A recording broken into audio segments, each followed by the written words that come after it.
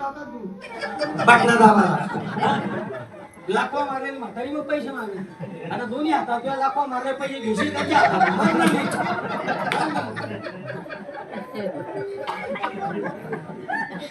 मी आता विचार केलाय डोक्याला ताप घ्यावा नाही माझी इच्छा होती नेता व्हावा समाजाचं कल्याण करावा पाईपलाईन आणावा हो पण त्या समाजाला त्याचं पडलेलंच नाही त्याला देऊन उपयोग काय अरे बायकांना ग्रामपंचायतने कचरा कुंड्या दिल्या हा तर ग्राम स्वच्छता अभियान होईल बायका गावातले इतक्या लाभात का त्या इथं कचरा कुंड्यात फलवल्या हो त्या माल्यावर ठेवल्या आणि त्याच्यात रेशनचा तांदूळ ठेवला हा ना मग उठण्याच्या सुरेखाला फोन केला आमचा तांदूळ खराब होत नाही बरं का काल खराब होते कुंडी म्हणजे ग्राम बदलायची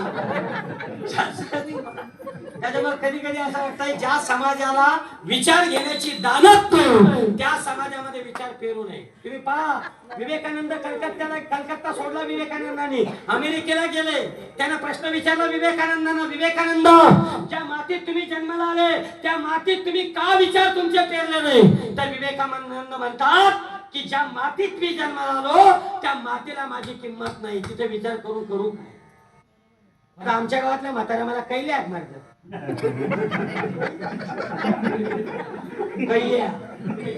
कैल्या कुठं चालला आता काय करावं मानदार काय करावं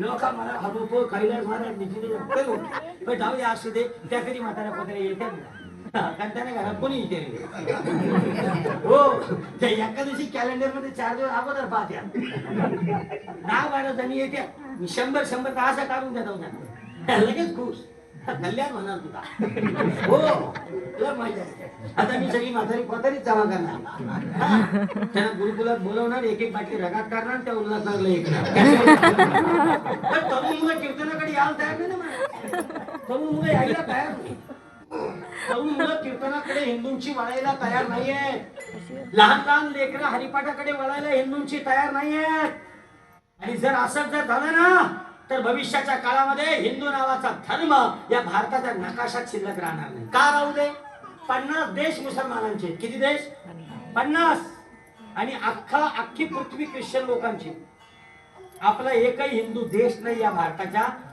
या अख्ख्या जगाच्या नकाशात एकही हिंदू देश नाही तुम्ही आहेत कुठे नाही कुठे त्याच्यामुळे जरा कामाधामा बाजूला ठेवा नाही भारत उरलं तर ते दुसऱ्या दिवशी धुरतील चांगल्या गोष्टीला या महाराज एवढीच विनंती आहे तुम्हाला बाकी काय मी कीर्तनाला येत राहील कीर्तन करीत राहील जोपर्यंत बुधाजी बाबा आप हो तब तक हम है जिस दिन आप चले जाओगे उस दिन हम भी फरार हो जाएंगे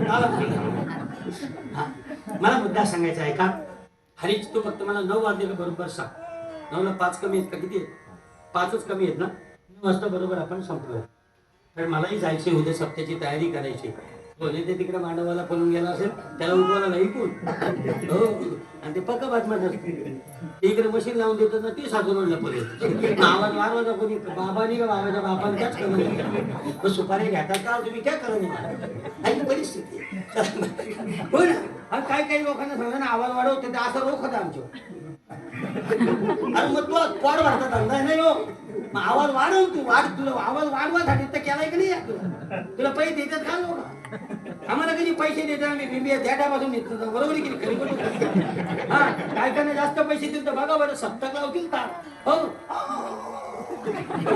पैसे द्याव नका म्हण तू सांग यांना बघा ना यांना पैसे द्याव नका याला मला 2,500 देतो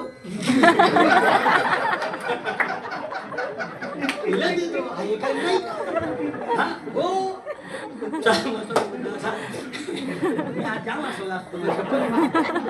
बाबा बसले म्हणून बाबानी माहिती कीर्तन ऐकलं बाबाचं आयुष्य वाढलं बाबाचं आयुष्य वाढलं पाहिजे हा आणि पेन्शनचे पैसे आम्हाला जे दुसरं ऐकवलं नाही हा ज्याला पेन्शन चालू आहे ना आम्ही त्याला सांगतो ती जगू दे त्यांना पेन्शन नाही त्यांना काय काम आहे मोबाईल हो ते दांडू घेऊन बसतात कोणते बापाल्यावारी पोरा येतात तंगड्यात मारतो अरे मग आता तुला नाही काय करायचं येऊ दे त्या बापाल्यांना घरात येऊ दे ना खेळू दे त्यांना ते ह्या घर राखाला कुत्र्यावाली अशी कुत्री जगली नाही जगली समाजाला राष्ट्राचं कल्याण करणारी माणसांची आवश्यकता आहे समाजाला राष्ट्राच्या हितासाठी काम करण्याची आवश्यकता आहे. समाजाला धर्माचं कल्याण करण्याची आवश्यकता आहे. ज्ञानोबांनी पसायदन आता विश्वात मके देवे या शांतीचा मंत्र आपुलकीच्या कोंबडी खाण्यानं म्हटलं नाही. समाजाचं धर्माचं काम राष्ट्राचं काम करणाऱ्यांसाठी संत देखील देवाच्या दारात जाऊन भिकारी झालं. हा संतांचा मोठेपणा आहे महाराज. आहे काय नाही काय काय चाललंय आपला कीर्तन चाललंय. हा नाही भय चिंता दुःख निवारिता नारायण हरीची या भक्ता नाही भय चिंता. त्याच्याकरता मी उदाहरण तुम्हाला सांगत होतो. समाजामध्ये अनेक प्रकारची लोक आहेत. याच्यावर मी होतो म्हणून याला नाव विचारलं तर यांनी कबीर सांगला आणि त्या लाभला त्या लाभला देखील है की कबीर गोष्ट आहे. समाजामध्ये वेगवेगळ्या पद्धतीची माणसं भेटतात. दोन गाढवा होती का होती गाढवा इंग्लिश मध्ये काय म्हणतात येस आणि मी कोण आहे मंकी बोल बोल डॉंकी. दोन गाढव होती. आता ती दोन गाढव आहे ना एक गाढव होता धोब्याकडं आणि एक गाढव होता त्या डोंबाऱ्याकडे. तो खेळ करतो नाही का दोरी बिरी चालतात त्याच्याकडे. आता त्या डोंबाऱ्याकडे गाढव होता ते एकदम असा फालकुंड्या झाला असं हात अगरबत्ती पाय मेणबत्ती त्याच्यासारखा. कोण नाव काय चॉकलेट खा ना फक्त ते तरी रेसिपी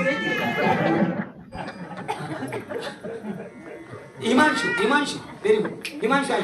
तर त्या गाढव डोंबऱ्याकडे होता ना त्या असं एकदम हिमांशू सारखा एकदम हात आणि ज्या धोब्याकडे होता ना त्या एकदम असा कबीर सारखा असं टोंग्यावरती मागे असं एकदम आहे की नाही. आता त्यांची दोघांची भेट झाली खरावलीच्या पुलावर. त्या कपडे लावला होता डोंब्याकडचा गाढव. त्यांनी त्याला विचारलं काय रे तू रोज गावाच्या गाव फिरतो तुझी मजा आहे तरी तुझी तब्येत खराब होईल.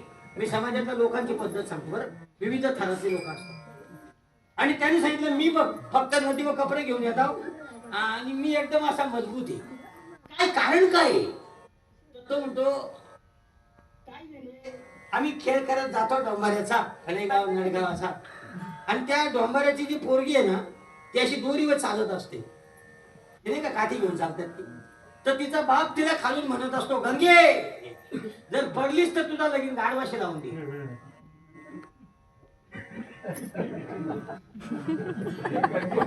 काय म्हणते त्या गंगे पडलीस तर तुझा लगीन गाढवाशी लावून दे. गंगी काय परत नाही माझं लगीन काय होईल नाही. या भीतीमध्ये त्या वाढलाय. आता ज्याने गंगी भेट नाही आणि मोकार गावा तशीच वाढून चालल्या. चला मला मुद्दा सांगायचे. भय भीती आणि चिंता मनुष्याच्या जीवनामध्ये मनुष्याला परमार्थाची सफलता प्राप्त करून देत नाही. म्हणून तुकाराम महाराज म्हणतात हरीच्या भक्ता नाही भय चिंता. हरीच्या भक्ता भय चिंता नाही. हरीच्या भक्ता नाही भय चिंता. तुकोबांना विचारलं तुकोबा का भय आणि चिंता हरीच्या भक्ताला नाही. तर तुकाराम महाराज म्हणतात दुःख निवारिता नारायण. त्याच्या दुःखाचं निवारण करणारा कोण आहे भगवान परमात्मा आहे. जेव्हा जेव्हा भक्तावर दुःख येतं तेव्हा तेव्हा नारायण त्याच्या भक्ताचं निवारण करण्यासाठी येतो. तुकाराम महाराजांच्या घरी वर्ष श्राद्धाला काही माणसं जेवणाला येणार होते. तुकाराम महाराजांच्या पत्नीला तुकाराम महाराजांनी सांगितलं. तुकाराम महाराजांच्या पत्नीनं तुकोबांना सांगितलं की महाराज जा केळीची पानं घेऊन या जंगलातून. तुकोबाने जंगलामध्ये गेले. तुकोबाने बुधाजी बाबासारखे होते. जिथे बसल तिथे नामस्मरण, जिथे बसल तिथे चिंतन, जिथे बसेल तिथे गुरुचा मंत्र, जिथे बसेल तिथे गुरुचा मंत्र. तुकोबाने जंगलात गेले. सुंदर जंगल पाहिलं आणि साधूने महात्म्याने ना लोकांतापासून लांब जावं बरं का. ज्याला परमार्थाची सिद्धी करायची आहे त्याने लोकांतात राहायचं नाही. त्याने एकांतात जावं. कुठेही एकांतात जावं. म्हणून काळ सारावा चिंतने एकांतवासी गंगा स्नाने देवाच्या पूजने प्रदक्षिणा तुळशीच्या. म्हणून भगवान शंकर कैलास पर्वतावर का कारण तो वर आहे. जर तुम्हाला देव हवा असेल ना तर तुम्हाला वर वर वर वर वर वर जावं लागेल. परमात्मा हा वर आहे. तिथे अंतःकरणाच्या वृत्तीला तुम्ही जोपर्यंत वर वर नेत नाही तोपर्यंत तुम्हाला परमात्मा भेटत नाही. म्हणून काय सांगू तुम्ही तुकाराम महाराज दुःख निवारिता नारायण. गीतेमध्ये एक श्लोक आहे पहा सुंदर ओव्या आहेत त्याच्या. हा नेहमी प्रवचनाला श्लोक घेतो. देशामहम समुद्धरता मृत्यू संसार सागरा.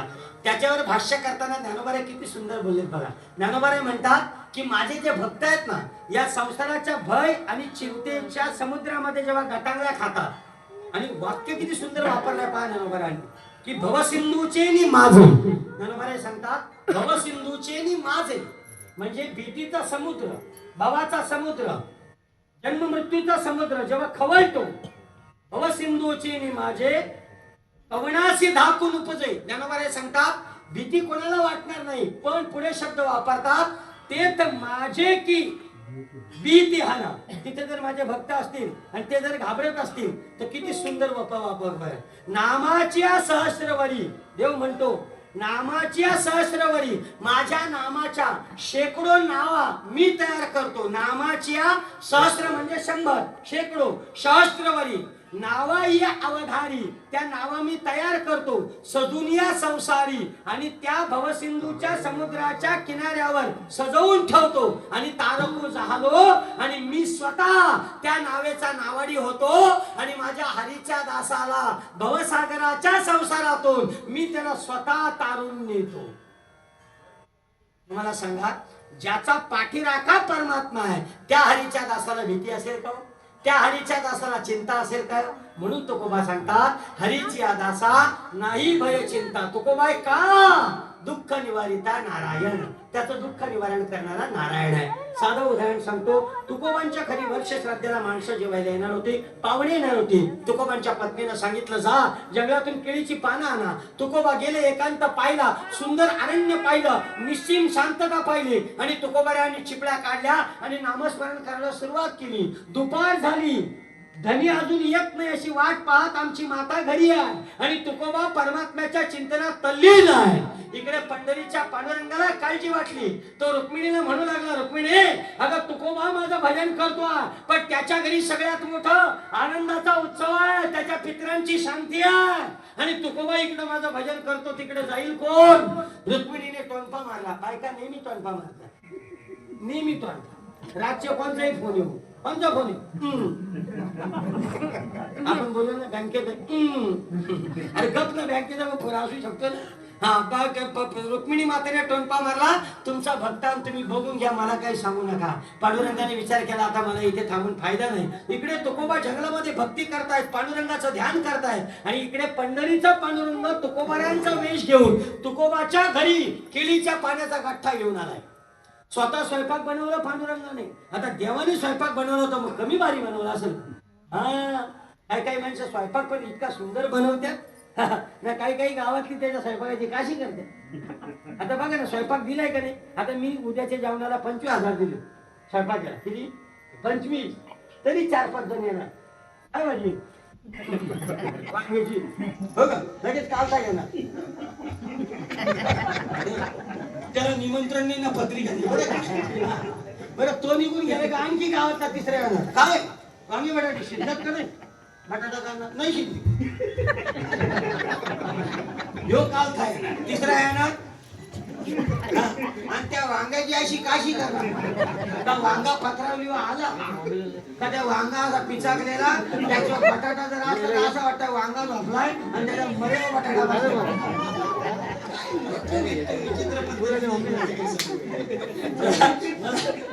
मला मुद्दा सांगायचा आहे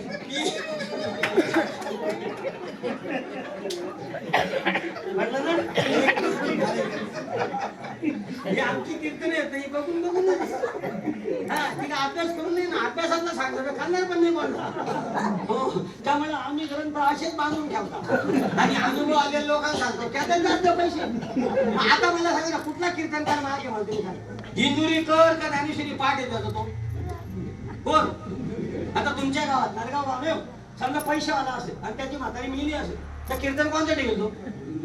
कैलास महाराजचा का हिंदुरीकर? सांगा बरोबर कोणचा? का पक्की लोक आली पाहिजे. तुम्ही जातात काय म्हणला कीर्तनला? असेल बहिष्कार टाका ना अशा लोकांचे.